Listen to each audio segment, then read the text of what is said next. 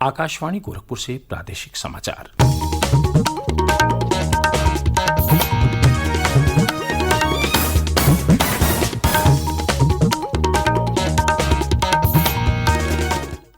नमस्कार, समाचार बुलेटिन के साथ मैं वेद प्रकाश पाठक। पहले मुख्य समाचार। मुख्यमंत्री योगी आदित्यनाथ ने अधिकारियों को प्रदेश को $1 ट्रिलियन की अर्थव्यवस्था बनाने के लिए एकजुट होकर कार्य करने का दिया निर्देश। मुख्यमंत्री आज मथुरा के दौरे पर रहेंगे। श्री योगी उत्तर प्रदेश ब्रज तीर्थ विकास परिषद के नवनिर्मित कार्यालय भवन का करेंगे लोकार्पण। कांग्रेस और समाजवादी पार्टी सहित 17 विपक्षी दलों ने बिहार के पटना में की बैठक, आगामी लोकसभा चुनाव एकजुट होकर लड़ने की घोषणा की। और दक्षिण पश्चिम मानसून प्रदेश पहुंचा। मौसम विभाग ने आज पूर्वी उत्तर प्रदेश के कई स्थानों पर वर्षा का जताया अनुमान। कल से पूरे प्रदेश में बारिश के आसार।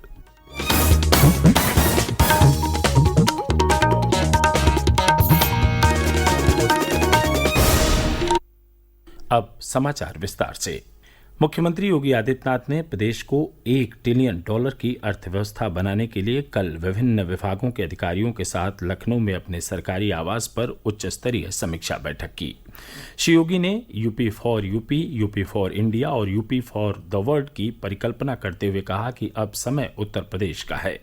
उन्होंने कहा कि प्रदेश की क्षमता के अनुरूप क्षेत्रवार, अल्पकालिक और दीर्घकालिक रणनीति तय करते हुए इस बड़े लक्ष्य की प्राप्ति के लिए 5 वर्ष की समय सीमा निर्धारित की गई है। श्री योगी ने कहा कि वर्ष 2027 तक उत्तर प्रदेश $1 ट्रिलियन की अर्थव्यवस्था के साथ सबका विकास की नीति का मानक बनेगा।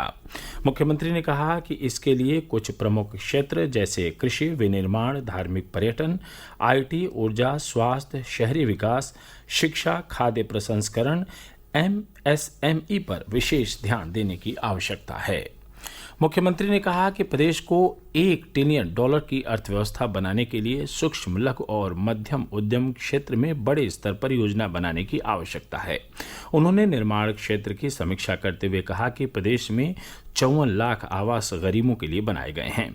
उन्होंने अधिकारियों को निर्देश दिया कि जन्म मृत्यु पंजीकरण की तर्ज पर प्रदेश में हर प्रकार के निर्माण कार्यों का पंजीकरण कराएं।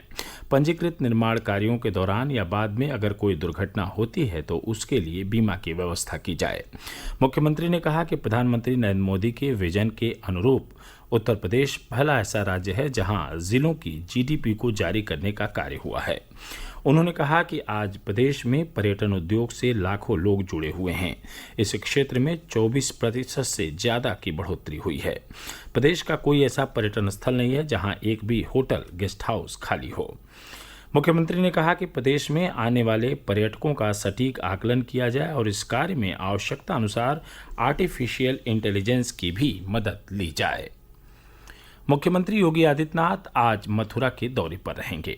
श्री योगी उत्तर प्रदेश ब्रज तीर्थ विकास परिषद के नवनिर्मित कार्यालय भवन का लोकार्पण करेंगे। इस भवन का निर्माण लगभग 9 करोड़ रुपए की लागत से किया गया है। अगले वर्ष होने वाले लोकसभा चुनाव में सत्तारूढ़ भारतीय जनता पार्टी के खिलाफ साझा मोर्चा बनाने के लिए विपक्षी दलों की पहली बैठक कल बिहार के पटना में हुई। इस बैठक में कांग्रेस, तृणमूल कांग्रेस, राष्ट्रीय जनता दल यूनाइटेड, राष्ट्रवादी कांग्रेस पार्टी, समाजवादी पार्टी और वामपंथी दलों CPI, CPM सहित 17 दलों के नेताओं ने भाग लिया। बैठक में कांग्रेस अध्यक्ष मल्लिकार्जुन खड़गे ने कहा कि विपक्षी दलों ने एकजुट होकर लोकसभा चुनाव लड़ने का फैसला किया है। श्री खड़गे ने कहा कि साझा एजेंडा तैयार किया जा रहा है और अगली बैठक शिमला में होगी जिसमें सीट बंटवारे के मुद्दे पर चर्चा होगी। उन्होंने कहा कि विपक्षी दल हर राज्य में अलग अलग रणनीति बनाएंगे।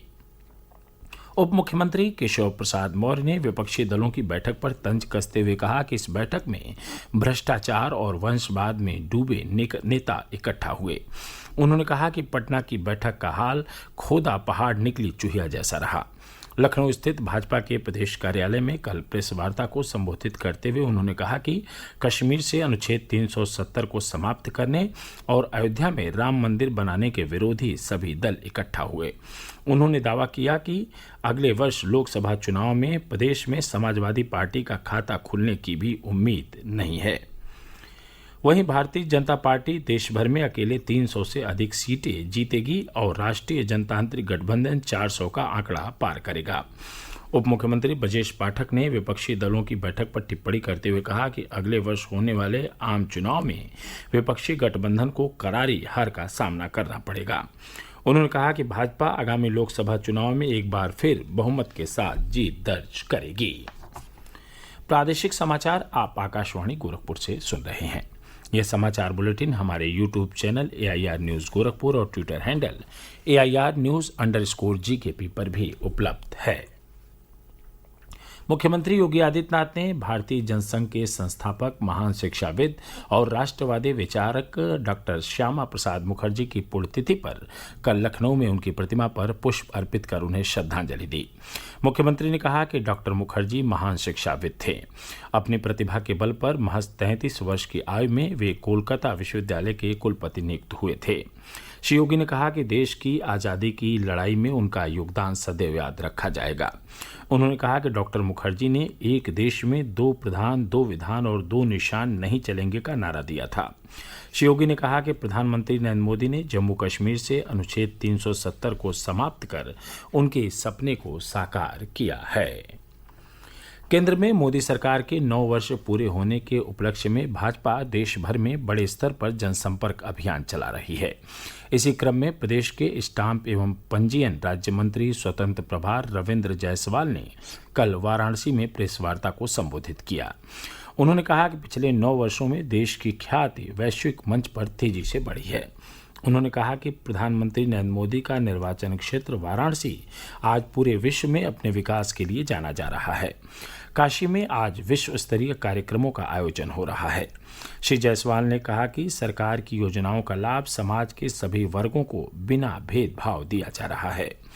केंद्रीय मंत्री साध्वी निरंजन ज्योति ने कल फतेहपुर जिले के चौक इलाके में घर घर जनसंपर्क अभियान के दौरान कहा कि केंद्र सरकार का 9 साल का कार्यकाल ऐतिहासिक रहा है। उन्होंने कहा कि प्रधानमंत्री नरेंद्र मोदी के नेतृत्व में आज वैश्विक पटल पर भारत का मान बढ़ा है। उन्होंने कहा कि 9 साल के कार्यकाल में प्रधानमंत्री मोदी ने 11 राष्ट्रों की संसद को संबोधित किया और अनगिनत भारतीय प्रवासियों से मुलाकात की। दक्षिण पश्चिम मानसून कल प्रदेश में प्रवेश करने के साथ ही राज्य के उत्तर पूर्वी भाग के कुछ हिस्सों में आगे बढ़ा। मौसम विभाग के अनुसार मानसून की उत्तरी सीमा इस समय सिद्धार्थनगर से होकर गुजर रही है। अगले 48 घंटों के दौरान मानसून के प्रदेश के कुछ और भागों में आगे बढ़ने के लिए परिस्थितियां अनुकूल बनी हुई हैं। मौसम विभाग ने आज पूर्वी उत्तर प्रदेश के अनेक स्थानों पर गरज चमक के साथ वर्षा होने की संभावना जताई है। कल से अगले 2 दिनों के दौरान पूरे राज्य में बारिश होने का अनुमान है। प्रदेश में इस वर्ष अब तक हुई वर्षा सामान्य से लगभग आधी रही है। मौसम विभाग ने मानसून के औसत से कम रहने का अनुमान जताया है। उधर गोरखपुर, कुशीनगर सहित पूर्वांचल के जनपदों में कल दिन भर बादलों की आवाजाही जारी रही, जिससे अधिकतम तापमान में आंशिक गिरावट दर्ज की गई। वहीं चक्रवाती तूफान बिपरजॉय के असर से प्रदेश के मध्यवर्ती हिस्सों में कम दबाव का क्षेत्र बना हुआ है। इसके कारण मुजफ्फरनगर, सहारनपुर और आसपास के जिलों में वर्षा दर्ज की गई। इस दौरान प्रदेश में सर्वाधिक 34.6 मिलीमीटर वर्षा सोनभद्र के चोपन में दर्ज की गई। कन्नौज जिले के तिरवा में कल मुख्यमंत्री सामूहिक विवाह योजना के तहत 292 जोड़ों का विवाह संपन्न हुआ। इस अवसर पर सांसद सुब्रत पाठक, तिरवा से विधायक कैलाश राजपूत और अन्य जनप्रतिनिधिगण मौजूद रहे। एटा जिले के कोतवाली देहात के जिरसमी में कल नहर में नहाने गए 3 युवकों में से 2 की डूबने से मृत्यु हो गई। एसएसपी उदय शंकर सिंह ने बताया कि एक मृतक के पिता ने आरोप लगाया कि साथ नहाने गए युवक ने उसके बेटे की हत्या कर नहर में फेंक दिया। उन्होंने कहा कि पुलिस ने मुकदमा दर्ज कर मामले की जांच शुरू कर दी है। और अंत में इस बुलेटिन के मुख्य समाचार एक बार फिर। मुख्यमंत्री योगी आदित्यनाथ ने अधिकारियों को प्रदेश को $1 ट्रिलियन की अर्थव्यवस्था बनाने के लिए एकजुट होकर कार्य करने का दिया निर्देश। मुख्यमंत्री आज मथुरा के दौरे पर रहेंगे। श्री योगी उत्तर प्रदेश ब्रज तीर्थ विकास परिषद के नवनिर्मित कार्यालय भवन का करेंगे लोकार्पण।